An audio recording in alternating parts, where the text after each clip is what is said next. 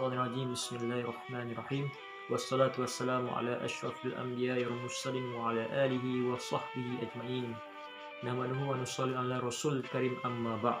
Hadirin yang saya kasih sekalian, alhamdulillah, bersyukur kita kepada Allah dapatlah kita menjalankan satu aktiviti anjuran Badak Intesh. Jadi terima kasih kepada Badak Intesh memberi peluang kepada ustaz untuk menyampaikan satu tazkirah. Alhamdulillah. Kita akan menghadapi PKP PKP 2.0 di mana kita tahu COVID-19 sedang meningkat lah. Jadi kita berdoa pada Allah SWT supaya Allah jauhkan COVID-19 ini daripada kita semua lah, terutama warga Intesh dan seluruh umat Islam di dunia ini yang sekarang menghadapi sengsara lah. Jadi kita berdoa kepada Allah supaya dijauhi dari segala musibah. Okey, jadi hari ini Ustaz nak kongsikan tentang keberkatan menuntut ilmu, adab kita menuntut ilmu. Jadi kita sekarang bila PKP secara kita tahulah bila PKP ni kita kena belajar melalui online. Jadi adalah beberapa adab kalau belajar dengan online ni, walaupun online di atas talian, kita perlu menjaga adab-adab. Ada adab tertentu. Kerana apa? Itulah dia keberkatan kita dalam menuntut ilmu. Jadi matlamat kita sebagai manusia bukan selain Allah jadikan kita ni ialah khalifah di muka bumi ini, memerintah dan juga tidak lain tidak bukan beribadah kepada Allah SWT kan. Tapi amalan-amalan itu mestilah berdasarkan dengan ilmu kan. Ilmu ini penting. Seperti mana dalam hadis Rasulullah SAW, ilmu faridatun ala kulli muslim. Daripada Anas radhiyallahu anhu berkata, Rasulullah SAW bersabda, menuntut ilmu itu wajib kepada setiap orang Islam kan. Jadi ada lagi hadis-hadis yang lain yang mana tuntutlah ilmu tu sehingga sepanjang hayat kita kan. Daripada awal kita kelahiran kita sehinggalah kita dimasukkan ke dalam liang lahat. Jadi ilmu itu tidaklah hanya kita belajar sampai tingkat 5, tapi sehinggalah kita dah tua pun kita masih lagi belajar kan.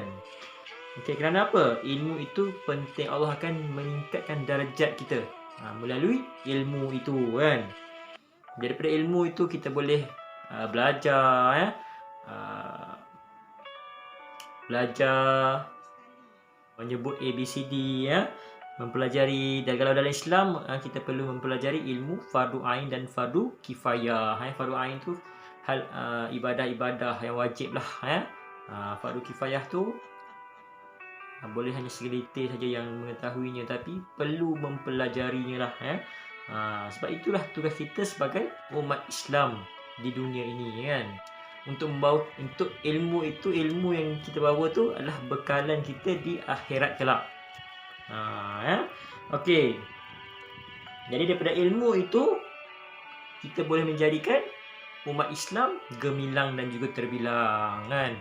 Jadi kita tahu sebelum-sebelum ini sejarah daripada kisah-kisah daripada zaman dahulu kerajaan Utsmaniyah telah melahirkan banyak tokoh-tokoh ilmuwan seperti Ibn Sina, Al-Farabi, Imam Abu Hanifah, Imam Hambali, Imam Maliki dan sebagainya lah. Banyak banyak tokoh-tokoh ilmu. Kerana itu Allah dah beritahu dah, kalau kita berilmu, Allah akan meningkatkan darjat kita sama ada di dunia dan di sisi Allah SWT. Ilmu itu akan dipertingkatkan. Apabila kita menjadi tokoh Islam, secara otomatik Islam itu dipandang tinggi oleh masyarakat. Pada zaman Khulafa' Ar-Rasyidin kan, para ilmuwan, ya. Sehinggalah kerajaan Umayyah, Abbasiyah, sehinggalah ke Turki Utsmaniyah.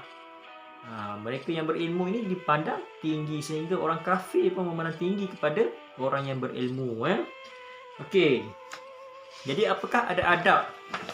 Adab perlu kita jaga. Walaupun kita melalui secara online, kita mestilah menutup aurat, ya. Berpakaian kemas, ya.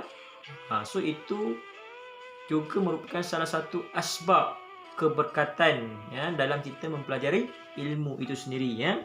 Okey, jadi kita kongsikan. Yang pertama kita perlu apa? Adab menuntut ilmu, kita lah memuliakan dan juga menghormati guru kita. Ya. Kalau guru kita suruh kita buka kamera, kita bukalah, ya.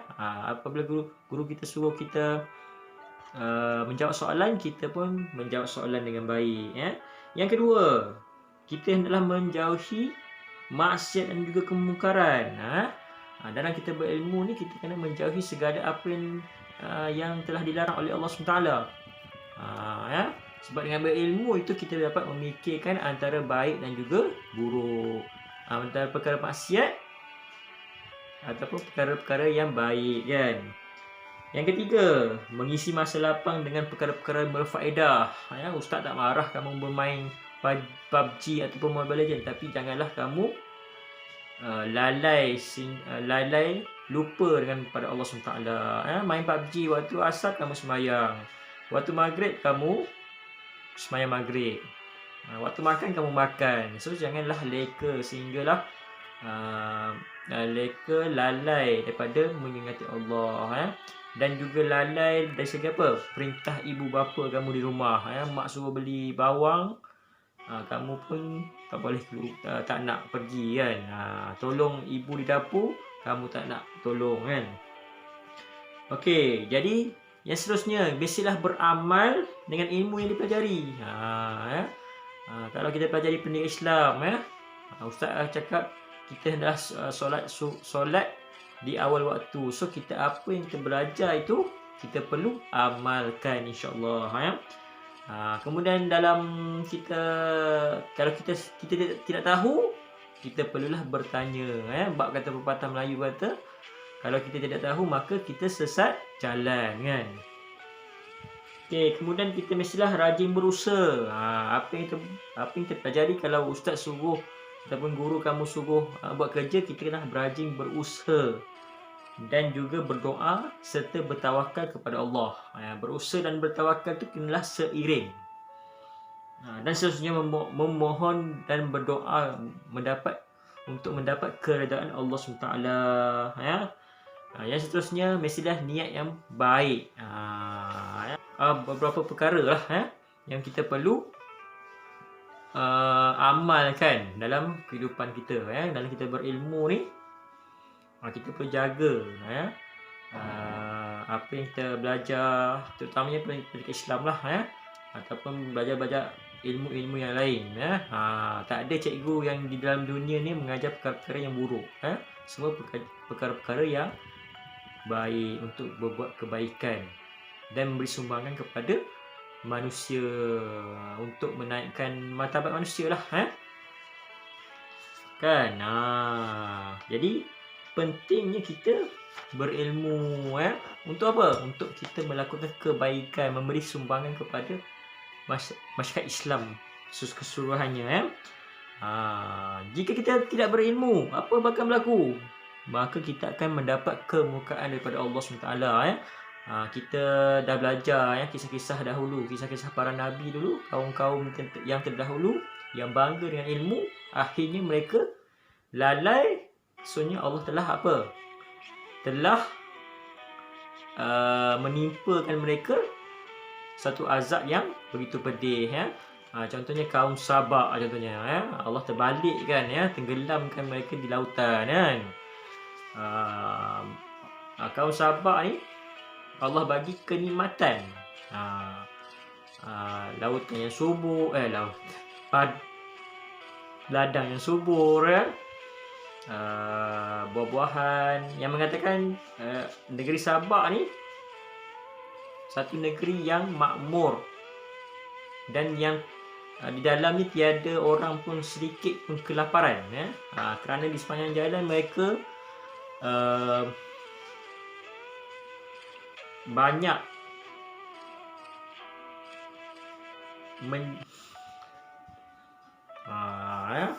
jadi itulah dia kaum Sabak, ya, hebatnya pada zaman dulu. Tapi sebabkan lalai, Allah telah menimpakan azab yang pedih, ya. Jadi kita tak nak macam tu. Kita nak kita berilmu boleh menyumbangkan ke arah kebaikan kepada Islam, kan. Jadi Allah SWT berfirman dalam surah Al-Mujadalah ayat 11, yarfa'illahu allazina amanu minkum wallazina utul ilmi darajat. Terjemahannya, Allah mengangkat derajat orang yang beriman dan orang yang berilmu antara kamu beberapa darajat. Jadi Allah, bila seseorang itu berilmu, Allah menaikkan derajat, secara otomatik dia telah menaikkan syiar Islam, kan. Contohnya Imam Maliki, Imam 4 mazhab lah, mengangkat derajat manusia, seorang manusia itu, dan juga mengangkat derajat Islam, ya. Contohnya tokoh perbuatan Ibn Sina, yang mana mereka telah menunjukkan role model pada waktu itu, sehingga orang Barat sanggup memeluk agama Islam untuk belajar dengan Ibn Sina, kan. Jadi hebatnya Ibn Sina lah, ya. Jadi kita kena mencontohi orang-orang yang terdahulu. Tidak lupa juga junjungan kita Nabi Muhammad SAW, ya. Nabi Muhammad SAW pun, walaupun dia seorang yang buta huruf, dia tidak henti belajar dengan Jibril AS. Jibril AS merupakan guru dia, guru baginda Muhammad SAW. Jadi itu. Dan juga para sahabat mereka pun, mereka belajar, kan. Jadi itulah sedikit, ya, perkongsian Ustaz pada hari ini. Jadi mengenai apa? Ilmu ini amat penting dalam kehidupan kita seharian, ya. Jadi bukan setakat kita dikatakan 5 saja. Banyak lagi ilmu-ilmu yang kita perlu terokai, kan. Jadi orang Islam perlu terokai ilmu-ilmu Allah SWT, jadi kita kena belajar bersungguh-sungguh, ya. Walaupun kita berada dalam pandemik COVID-19 ini, PKP 2.0, tapi kita tidak boleh sama sekali, ya, kita tak boleh sama sekali tidak hadir di dalam apa-apalah, ya. Kalau cikgu menyuruh kita membuat kerja rumah, kita perlu buat kerja rumah, ya. Kalau cikgu memberi tugasan-tugasan, kita perlu siapkan. Untuk apa? Bukan untuk siapa-siapa, tapi untuk diri kita sendiri. Untuk kita, bila kita meningkat dewasa, dan ilmu itu akan digunakan pada masa akan datang, ya.